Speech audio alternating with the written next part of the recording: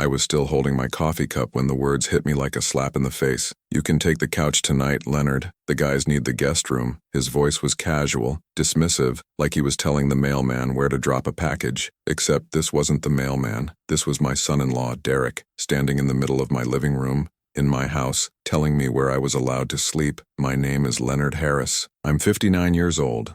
A retired history teacher, widower of 5 years, father of one daughter who means the world to me. I've always considered myself a man of quiet dignity, never the loudest in the room, but the one who tries to listen, who tries to keep peace. People have called me the gentleman who wears a suit even when nobody's looking. That's me, a stubborn respect for myself. Yet in that moment, in my own living room, I felt smaller than I ever had before. Let me be clear about the humiliation. It wasn't the couch itself. I've taken naps there on Sunday afternoons after church. I've watched the evening news and dozed off in that very spot. No, what burned me was the order, the tone, the brazen entitlement of a man who married my daughter and then decided my roof, my walls, my space, belonged more to him than to me. Derek and my daughter, Melissa, had been living with me for almost a year. They'd fallen on hard times, rent too high, jobs unsteady, and when they asked if they could move in, I said yes. I didn't hesitate. A father doesn't think twice when his child needs him. I gave them the guest room, cleared out my wife's old sewing space to make room for Melissa's things, even shifted my books and records to the basement. I told myself it was temporary. That was 11 months ago, and now Derek had friends coming in from out of town. Friends,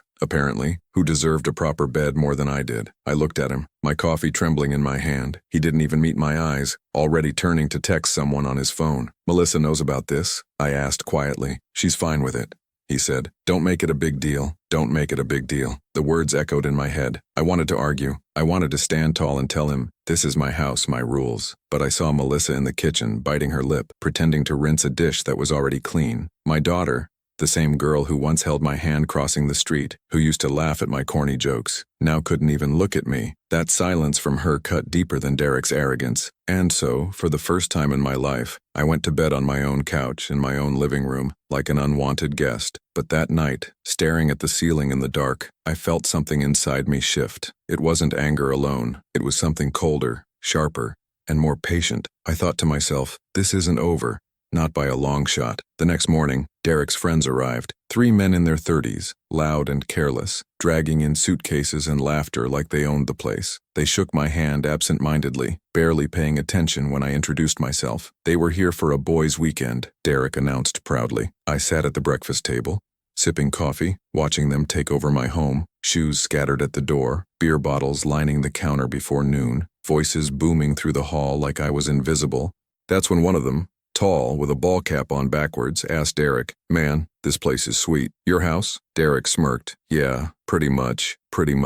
Melissa froze, spoon midair. She glanced at me quickly, then down at her cereal. Derek's friends laughed and clapped him on the back. And me? I stayed quiet. My heart beat so hard it hurt, but I stayed quiet, because in that moment, silence was power. Silence was planning. Looking back now, it was the exact second when revenge started breathing inside me. For days, the house was chaos. They played video games until dawn, shouting like teenagers. They left pizza boxes in the kitchen, dirty towels on the bathroom floor. I caught one of them using my late wife's favorite teacup for beer and nearly lost my composure. But I didn't, not yet. Instead, I observed, I listened, I let them believe I was harmless, just the old man in the corner. Derek strutted around as if he were king of the castle. And Melissa, my sweet Melissa, was caught in the middle, too afraid to speak up. But at night, when everyone slept, I sat in my study with the door closed and thought. I thought about my wife, Angela, and the promise I made her before she passed, to protect Melissa, to guide her even when she no longer needed guiding. I thought about every sacrifice I'd made, working double shifts, saving for Melissa's college,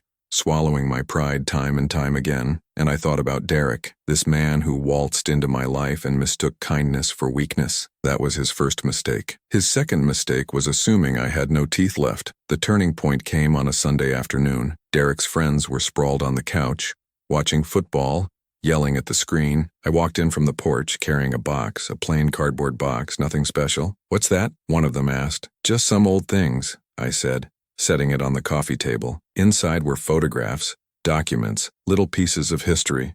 Not just my family's history, local history, community history. I've always been a collector of stories, of artifacts. I spent 30 years teaching history after all. I began pulling out photos, telling little anecdotes, weaving tales about the town, about the people, about the way things used to be. At first, they barely listened, but as the minutes passed, something shifted. They leaned in, they laughed at the funny bits, nodded at the somber ones. Even Derek was silent, watching me with a mixture of irritation and, though he'd never admit it, curiosity. And that's when it clicked for me. Derek had nothing to offer these men but bravado. I, on the other hand, had stories, depth, presence. I realized then that my revenge didn't need to be loud. It needed to be clever, subtle, a slow unraveling of Derek's pride until he was left exposed in front of the very people he wanted to impress. But I had a plan that no one, not even myself, could have predicted. Before I dive deeper into what I did next, let me pause and say this. If you've ever been disrespected in your own home, you know the sting. You know the way it lodges in your chest and makes you question who you are. Maybe some of you watching have gone through something similar, with a son-in-law,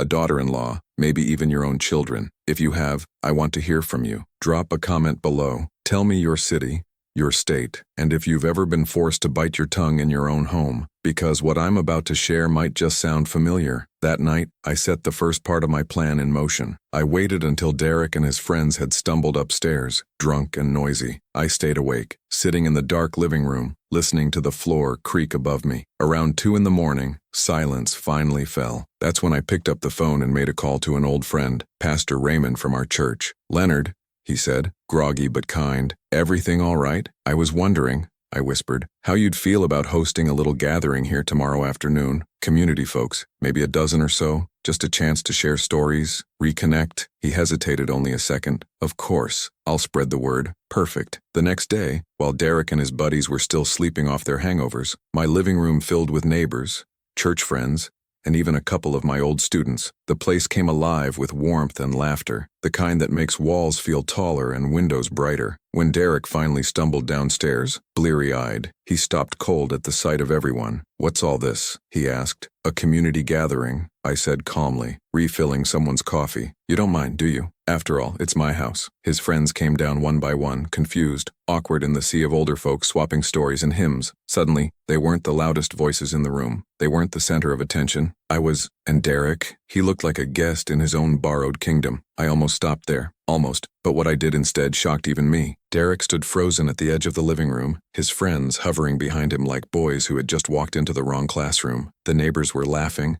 sipping coffee, shaking my hand, telling me how much they'd missed these gatherings. I had once been known for hosting them, back when Angela was alive. She loved having people over, filling the house with conversation and song. It had been years since the last one. Bringing it back now was like breathing life into old walls, and Derek hated it. I could see it in his jaw, the tight way he tried to smile when people greeted him. He wasn't the center anymore. He wasn't even important. At one point, Pastor Raymond asked me to say a few words. I rose slowly, looking around the room, and began to talk about history, not the kind in books, but the kind that lives in memory. I spoke of neighbors who had built this town, of sacrifices made by fathers and mothers, of the dignity of small lives lived with pride. My voice carried, and people nodded, some wiping their eyes. When I glanced at Derek, his friends looked restless, fidgeting as if they wished they could vanish. Derek himself looked cornered, like he couldn't figure out why the room no longer obeyed him. After the last hymn was sung and the last plate of cookies gone, people drifted out, hugging me at the door, thanking me for the evening. The house smelled of coffee and candle wax. It felt alive again. When the door finally closed, Derek rounded on me. "What the hell was that?" he demanded. "Community," I answered softly. "You should try it sometime." "You embarrassed me,"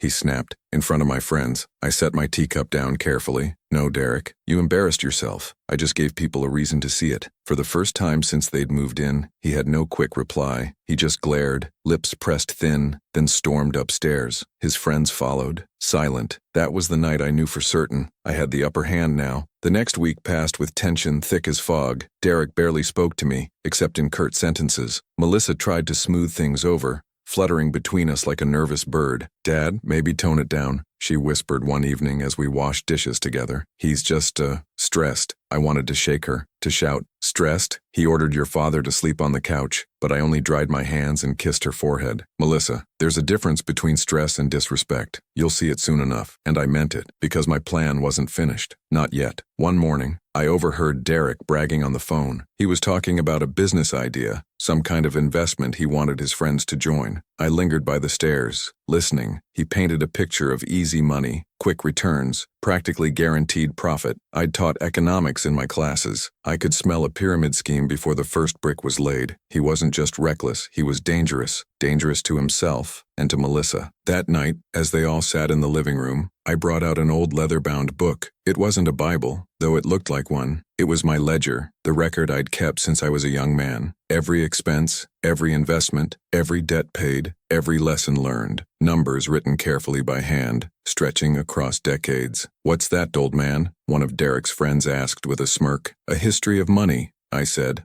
laying it open on the coffee table. Not the kind you find in textbooks, the kind you earn, lose, and bleed for. They laughed at first, but curiosity won. I began telling them stories about neighbors who lost farms by trusting the wrong man, about families saved by patience and prudence. I wove cautionary tales with numbers as my threads. Derek shifted uncomfortably, shooting me looks that begged me to shut up, but I didn't. Then I leaned back and said, almost casually, the quickest way to lose everything is to follow a man who promises something for nothing. History proves that every time. Silence fell. His friends looked at Derek. One even frowned, muttering, that sounds a lot like what you were pitching yesterday. Derek's face flushed red. He sputtered, tried to laugh it off, but the seed was planted. Suspicion had been sown, and suspicion is the enemy of loyalty. Looking back now, I realized that was the second time I cut the legs out from under him without raising my voice. I didn't need to shout to expose him. All I had to do was shine a little light. But I wasn't finished. No, the sweetest part of revenge hadn't even started yet. One evening, after Derek's friends had finally gone back to their cities, Melissa sat beside me on the porch swing. The autumn air smelled of burning leaves. She looked tired, older than her 35 years. Dad, she whispered, sometimes I wonder if I made a mistake. My heart clenched, but I kept my voice steady. We all make mistakes,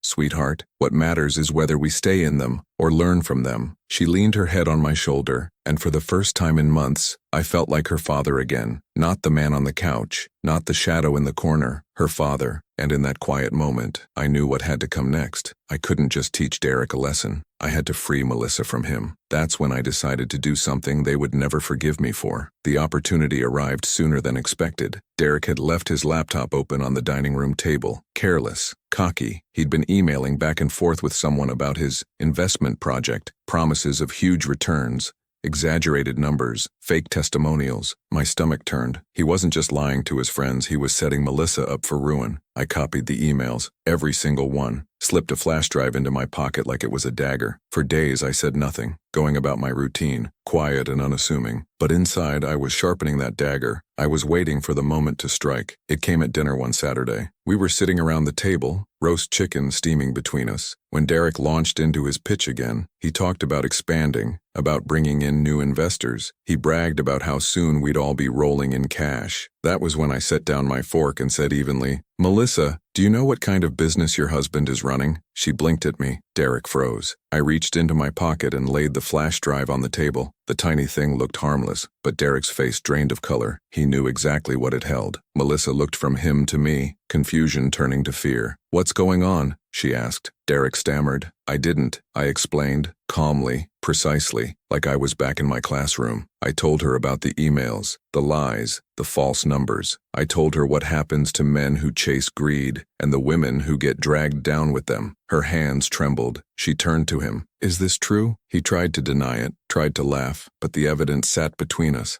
silent and undeniable. Melissa pushed her chair back, tears in her eyes. You used me, she whispered. You used my father's house, his kindness, everything. I said nothing more. I didn't need to. The truth had spoken louder than I ever could. Later that night, I heard Derek shouting upstairs, trying to twist the story, trying to blame me, but Melissa's voice cut through, steady and firm. "Don't you dare talk about my father that way." It was the first time she had stood against him, and it wouldn't be the last. I thought I was done with surprises, but life had one waiting right around the corner. He packed that night, not like a dramatic movie scene with slammed doors and stormy music, just the dull, heavy method of a man who's been exposed and is too proud to beg. I watched him from the doorway as he looped socks into a gym bag, his shoulders tight, the apartment light framing him like a man under interrogation. Melissa sat at the kitchen table, hands clasped around a mug, watching him move through the house that had been ours for decades. For a second I thought he would apologize, would drop to his knees and ask for forgiveness. He didn't. He met my eyes once, cold and hard, and for a heartbeat I saw not the boy she'd married, but someone trying to climb back into a life he'd borrowed. He left with his friend's suitcases piled at the curb, and his truck's taillights disappearing into the night. For the first time in 11 months, the house felt like it belonged to us again. The relief was immediate, like the first deep breath after a long, held silence. But relief isn't a strategy. I knew that. So I sat with Melissa at the kitchen table as the clock ticked and the radiator hissed, and I asked her plainly, "Do you want him back?" Her answer came slow. "I don't know," she said. "I loved him, Dad. I still do in parts, but I can't." She stopped, because words like stay or leave carry the weight of an entire life. I did what fathers do best. I offered a map, not a direction. I told her about options. Legal counsel, a temporary restraining approach if threats started, how to change account passwords and lock down bank information. I reminded her gently that tenderness and reason must travel together. She listened like a student, notebook invisible, absorbing the lesson. "You're right," she said finally. "I need time. I need space to think without him convincing me it's all my fault." That was the beginning of her waking up. The next days were procedural and practical. We sat in the living room with lights on, dividing up furniture and memories. I pulled out old photo albums, Angela's hand in mine at our wedding, Melissa's first day of kindergarten, little odd Polaroids of our porch parties. We laughed until it hurt and cried when the laughter didn't reach certain places. Then I did the part of revenge I like least. Hard, boring work. I called the bank, walked Melissa through changing shared account access, sat with her as she read through credit card statements. We found a couple of worrying charges in Derek's name, flights, hotel rooms, withdrawn advances, and a small line of credit opened without her knowledge. The bank froze it. When I told Melissa, she looked at me with a gratitude so deep, it seemed to heal a spot that had been sore for years. "You saved me," she said, but she sounded surprised she had been saved. That's how it's with betrayal. You don't always know how tight the ropes were until someone cuts them. Meanwhile, the town was buzzing. People who had once ignored the house with its sagging porch now stopped on the sidewalk to pat my shoulder, to ask if Melissa was okay. Old students dropped off casseroles and pies. The church organized a small support network, and my name, Leonard Harris, retired history teacher, seemed to carry with it an armament of goodwill that I hadn't realized I still had. I used it carefully. I could have launched a crusade against Derek publicly, but cruelty in the open can look like spectacle. I wanted justice, not gossip. Besides, public shaming settles like dust. It settles, but it rarely fixes the foundation. So I worked in the quieter places. A letter to Melissa's HR department when I discovered Derek had been impersonating her in some communications, calls to a lawyer friend who advised on financial protections, and a steady presence at home so that Melissa never felt alone. She began sleeping in her old bedroom again, the curtains drawn thick, the house settling around us like a slow, grateful animal. I knew Derek would try to come back. Men like him don't accept defeat gracefully. They test the borders until someone draws a line. He did return.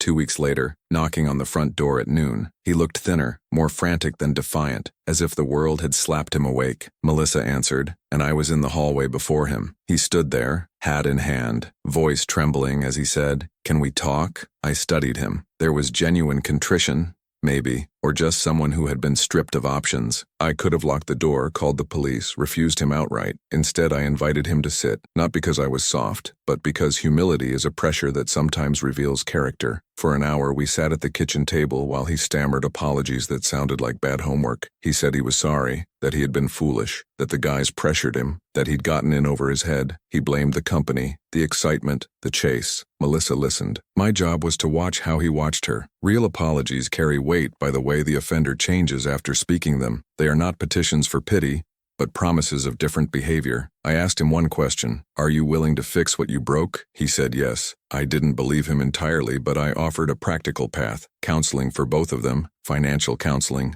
a plan for repaying the debts he'd put on their shared credit footprint. He agreed. I insisted on a written plan. His signature looked like a man making a bargain with himself. He left with a list of steps to follow, and a week later I discovered in the mailbox an envelope with an unsigned letter of intent and no actions taken. That's when I concluded two things. People like Derek need proof in their lives as much as they need consequences, and pity without enforcement breeds repetition. So I decided his comeback would either be a real reconstruction or a formal exit. The next move was surgical, rather than theatrical. I contacted a small legal aid clinic downtown, the kind that helps families in transition, and they agreed to consult pro bono. We set an appointment and asked Derek to come. He balked. He said the law was expensive, intrusive. Melissa turned to him in that moment and told him, calmly, Dad is helping me because I don't want to lose what we built. You either show up with honesty, or you leave. That ultimatum, sane, tidy, immovable, seemed to finally reach him. He showed up at the clinic with his hat in hand like a man who'd been brought to a fork in the road. The lawyer we met, a woman named Claire who used to be one of my students years ago, was blunt and tender. She explained the options: separation of accounts, transfer of titles if necessary, formal agreement on debt repayment, counseling stipulations. She also made clear something I'd already known in my bones. If Melissa stayed without protection, she could be financially ruined before emotion untied the knot between them. Derek agreed to terms then and there. Whether he intended to honor them was another matter. Whether he tried mattered less than the fact that we had structures in place to protect a life. Once the papers were signed, and the bank updated records to require Melissa's separate authorization, a kind of balance returned. Derek left the house for good 2 days later, carrying a small duffel and a resignation that felt oddly peaceful. He looked at Melissa before he left, and for the first time I saw a man who understood the cost of his pride. He didn't beg. He simply said, "I'm sorry. Truly." Melissa's reply was a quiet dignity, the kind a woman develops when she remembers she is not defined by the men who love her poorly. "I forgive you," she said, "but that doesn't mean you can come back and pick up where you left off." He nodded, and the truck drove away. That night, we opened a bottle of cheap champagne and toasted to small mercies. We laughed at the ridiculousness of it all, the way life's sharp edges can sand into something manageable, and in the laughter there was a new thing, a shared resilience, a knowledge that we could survive the kind of humiliation that had seemed like a cliff. But the story doesn't end with his leaving. You learn, as you age, that victories are often quiet, and that the work is mostly maintenance. People's reputations linger.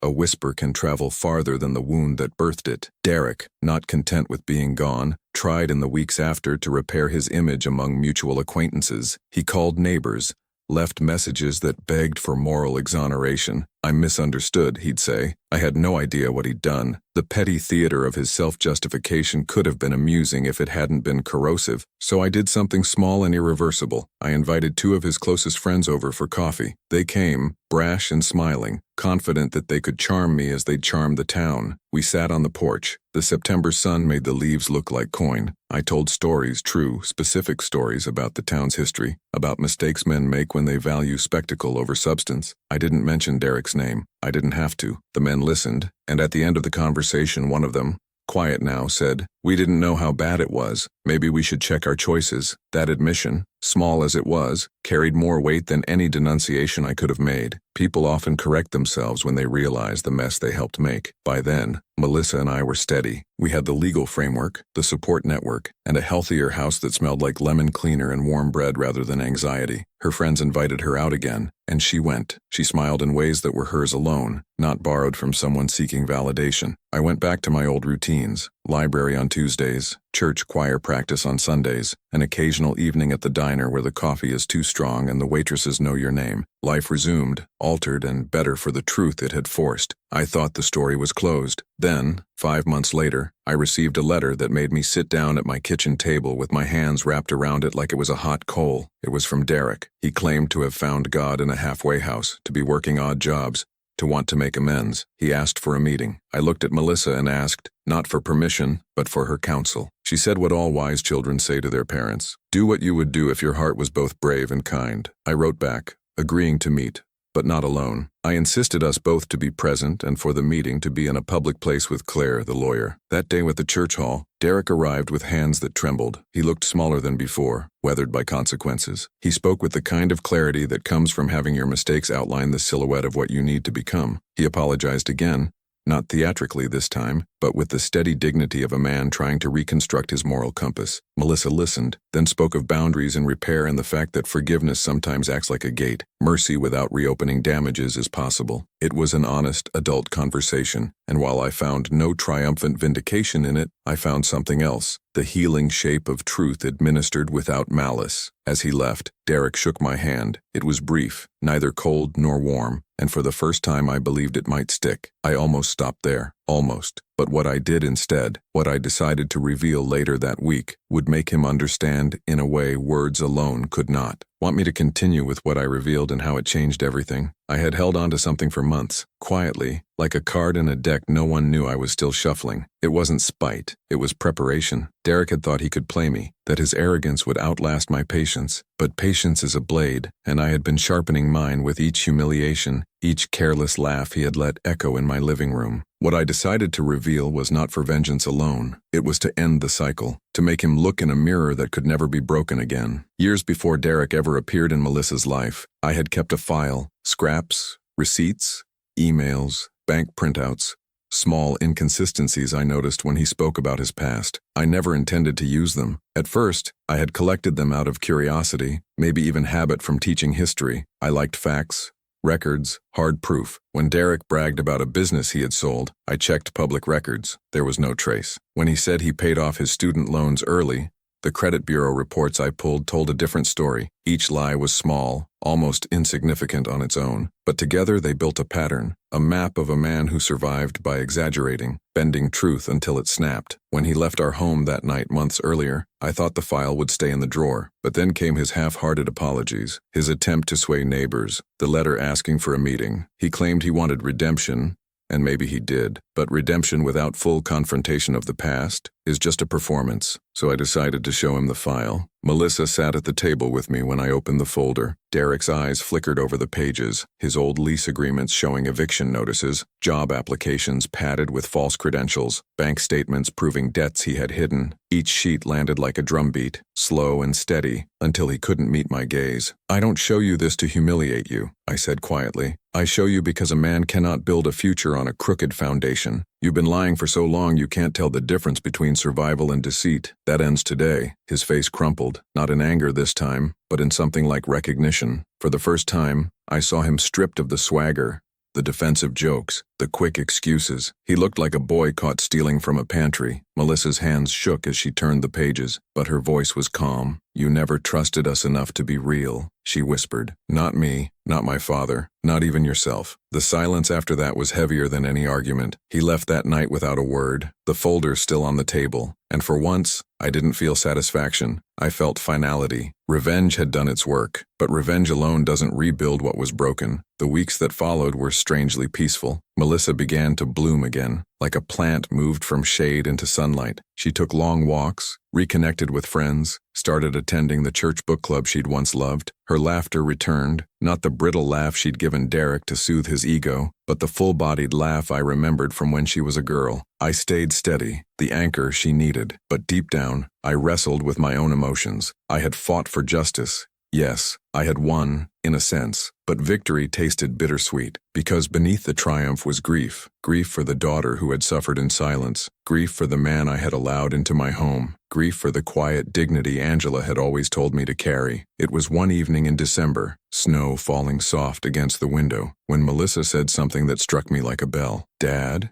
she murmured, "I don't think this was about Derek at all. I think this was about you proving you could still fight." She wasn't wrong. There had been nights on that couch when I'd wondered if age had dulled me, if 60 was just a number marking the decline of relevance. Derek's cruelty had stoked a fire I thought was gone. I realized then that revenge wasn't only about teaching him a lesson, it was about teaching myself that I was not invisible, not powerless, not a relic in my own story. Life began to settle into rhythm again. Sundays at church, Tuesday breakfasts at the diner, Evenings with Melissa reading side by side in the living room. People stopped asking about Derek. They had their own lives to live. And I thought, maybe, the chapter was finally closed. Until the phone rang one cold January morning. It was Claire, the lawyer. "Leonard," she said, "you should know something. Derek's been implicated in a small claim suit. Some of his investors are coming forward. They may call Melissa as a witness if he tries to pull her name into it." The embers of anger flared again. Derek hadn't learned, or perhaps he had learned, but not enough. Either way, I knew what had to be done. Melissa wanted to avoid the trial, to stay clear, but I told her gently, "Sweetheart, sometimes silence protects a lie. Sometimes you have to speak." She agreed, reluctantly, and we prepared together. I showed her how to remain calm, how to answer only what was asked, how to let truth carry its own weight. She was nervous, but she was also stronger than she knew. The day of the hearing, we sat in the courthouse, the air thick with stale heat. Derek sat at the defendant's table, looking smaller than ever, his lawyer whispering urgently in his ear. When Melissa took the stand, her voice trembled at first, but then she found her footing. She told the truth about the nights he schemed with friends, about the lies he spun, about the way he used my house, my kindness, her trust. She didn't embellish. She didn't dramatize. She simply laid out facts like stones across a river, and watching her, I felt a pride deeper than any revenge could ever give me. The judge listened carefully, scribbled notes, and finally ruled that Derek was liable for restitution. It wasn't prison, but it was accountability. And accountability is its own kind of sentence. When we walked out of the courthouse, Melissa turned to me with tears in her eyes. "I did it, Dad. I faced him. I didn't hide." I hugged her, and in that moment I realized the real victory was not Derek's fall. It was Melissa's rise. Looking back now, it was the exact second when the story stopped being about revenge and became about dignity. Mine, hers, ours. But life, as it always does,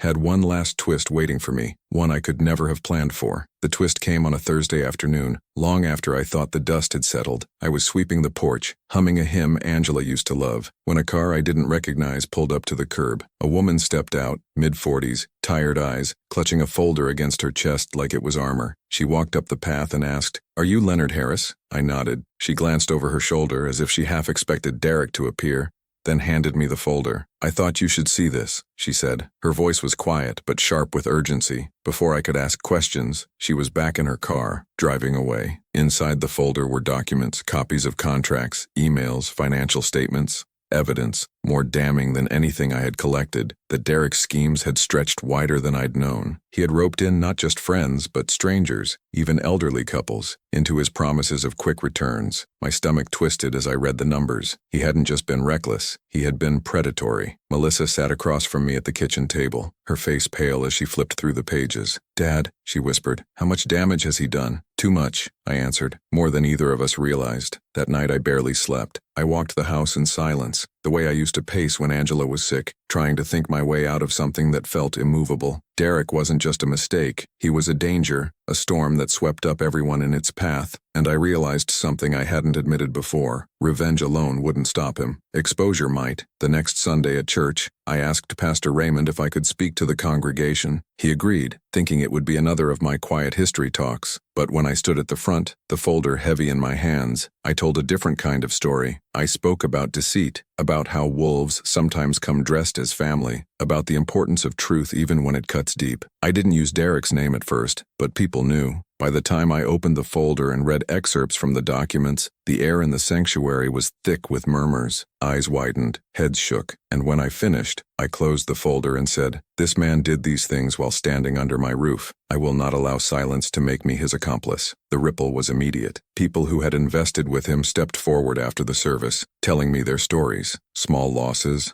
large losses, promises that had gone unkept. Within a week, the evidence was in the hands of authorities. Derek had crossed a line that charm couldn't smooth over. He was summoned to court again, this time for fraud. Melissa asked me one night, "Dad, why didn't you stop earlier? Why didn't you tell everyone sooner?" I looked at her, and the answer hurt, because part of me wanted to believe he could change, because I thought protecting you meant sparing him. I was wrong. She reached across the table, her hand on mine. "You weren't wrong about protecting me. You just had to protect me from him too." Those months that followed were some of the hardest. The case stretched on, papers piling, hearings scheduled and rescheduled. Derek's name became a whisper in the town, a cautionary tale parents told their sons. But for me, the hardest part was watching Melissa wrestle with her own heart. There were nights she sat on the porch staring at the street, wondering aloud if love had ever been real. if she had been foolish all along, and those were the nights I reminded her. Love is never foolish. Loving the wrong person doesn't make you weak. It proves you're capable of giving. What matters is whether you learn to give it wisely next time. The trial, when it finally came, was brutal. Derek stood there in a suit too big for him, his face gaunt, his eyes restless. Witness after witness testified about the lies,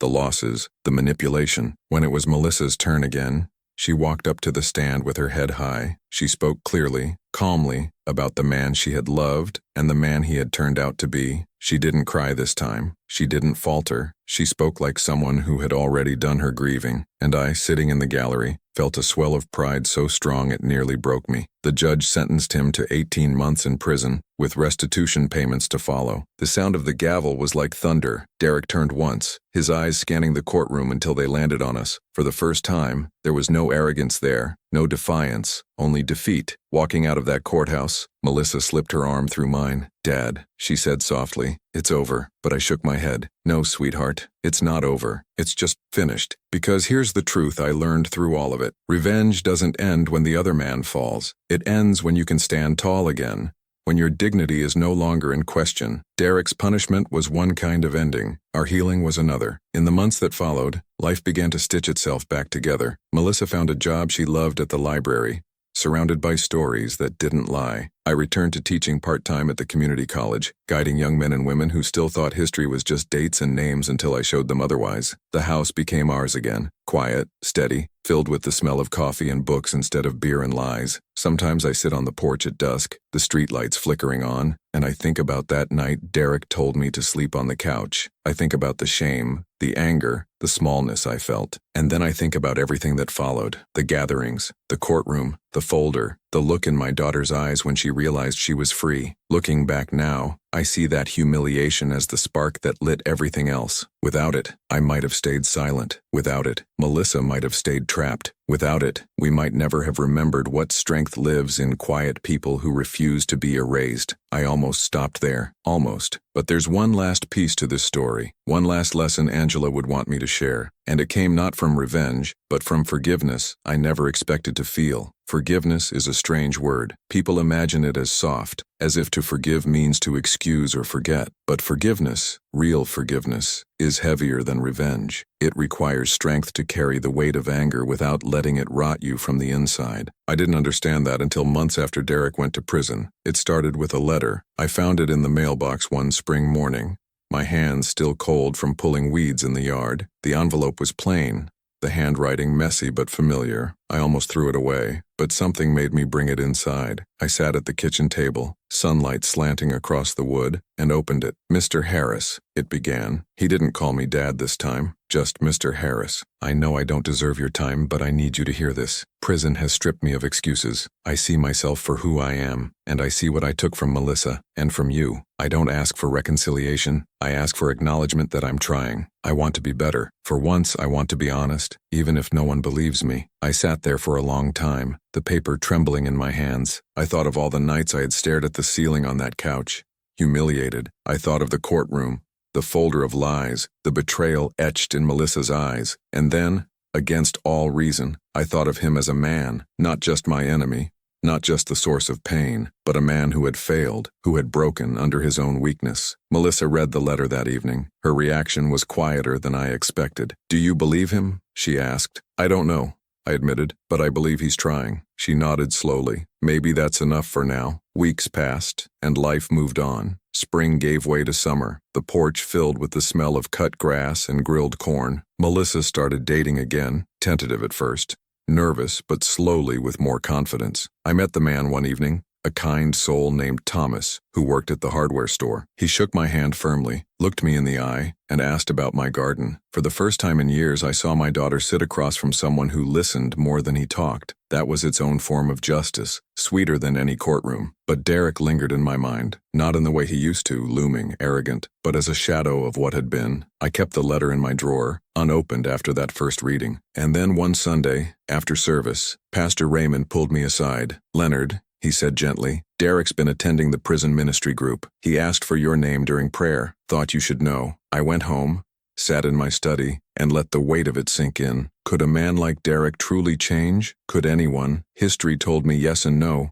Men have risen from ruin to redemption. Others have worn repentance like a mask until the mask cracked. But history also told me one thing more important than both. Forgiveness is not about them. It's about us. So I wrote him back. My letter was short, but it was mine. Derek, I don't know what the future holds for you, but I know this. If you are sincere, you must prove it not with words but with choices. I will not erase what you did, but I will not let hatred define me either. Do your work. Find your path. The door to dignity is narrow, but it is not locked. I mailed it the next day and felt a strange lightness, as if some stone I had carried in my chest had finally been set down. Months later, Melissa and I were sitting on the porch at dusk. Fireflies blinked across the yard, the air warm and buzzing. She looked at me, her face calmer, stronger than I'd seen in years. Dad, she said softly, do you ever regret it? Letting him in, trusting him? I thought about it, truly thought. Then I shook my head. No, because if I hadn't let him in, we wouldn't have discovered our strength. You wouldn't have learned your resilience. I wouldn't have been reminded of mine. Life doesn't promise us safety. It promises us lessons, and this one, as painful as it was, made us who we are now. She smiled, leaning her head on my shoulder, and in that moment, I felt Angela with us, not in some ghostly way, but in the warmth of Melissa's laughter, in the dignity of survival, in the quiet victory of a family still standing. That night, before bed, I wrote a note in my journal. Revenge